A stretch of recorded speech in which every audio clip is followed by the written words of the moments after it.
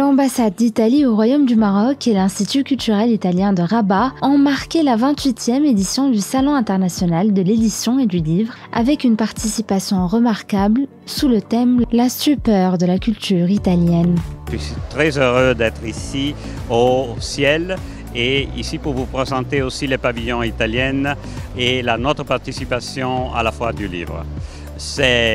Dans mon mandat, c'est la deuxième fois qu'on participe. On a investi beaucoup dans la Foire du livre, on a investi beaucoup dans ce pavillon et on a essayé de faire une chose spéciale. Comme tout le monde peut le voir quand il vient le voir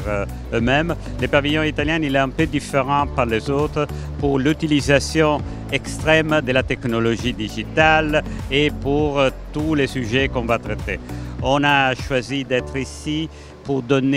utiliser tout ce qui est notre histoire, notre culture, le fait d'être italien, même notre gastronomie. On va aussi les utiliser un peu pour montrer un visage de l'Italie très connu, mais en réalité, la chose qu'on veut montrer, c'est la complexité de notre pays,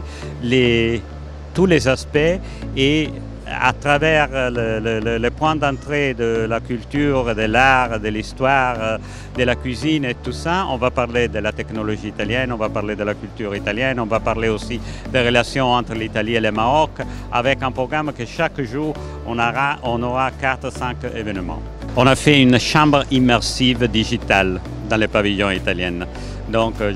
j'invite tout le monde à la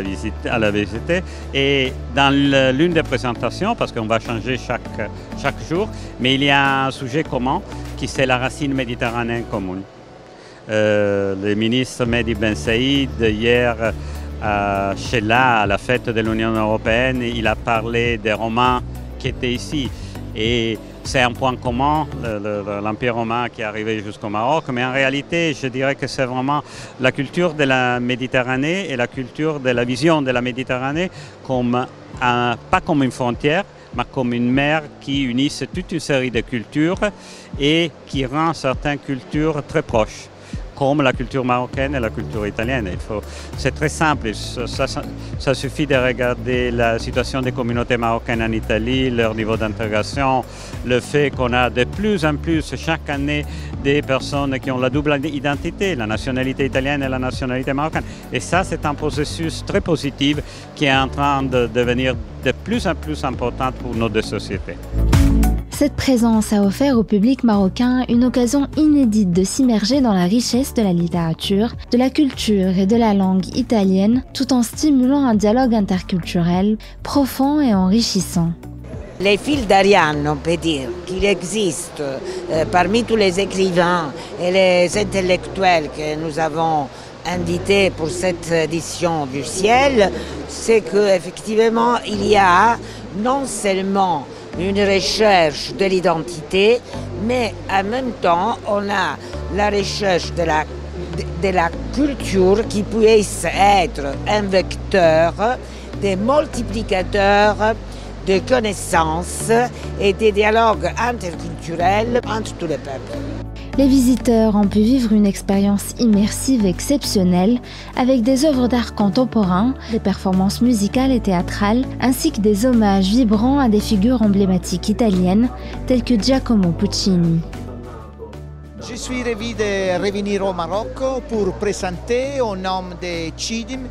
Comité national de la musique italienne, au Salon international de l'édition du livre de Rabat, les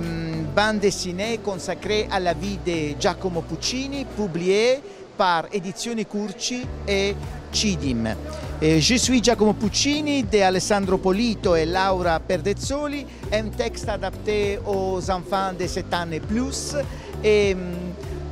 raconte la vie et le génie de l'auteur de Manon, Madame Butterfly, Bohème. La journée dédiée à Puccini est ensuite enrichie par un concert de sa musique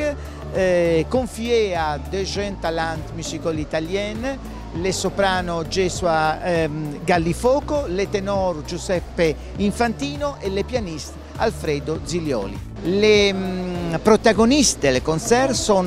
des musiciens exceptionnels qui, malgré leur jeune âge,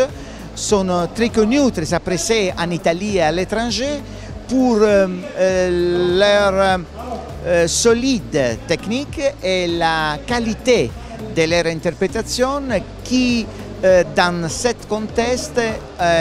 ont la tâche de représenter l'autre niveau de l'école du chant italien.